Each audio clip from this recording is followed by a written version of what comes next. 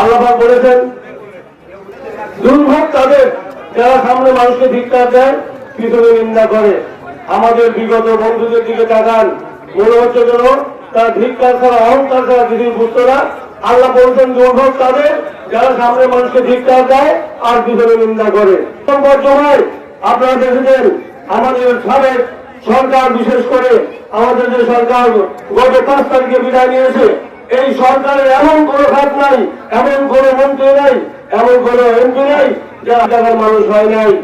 অর্থাৎ এই জনগণ সম্পর্কে তাদেরকে যে পতন এসেছে, তাই আল্লাহ পাক বলেছেন আল্লাহ জি জামা মালাহু আদাদা, যারা অর্থ সম্পদ জমায় এবং বারবার গণনা করে,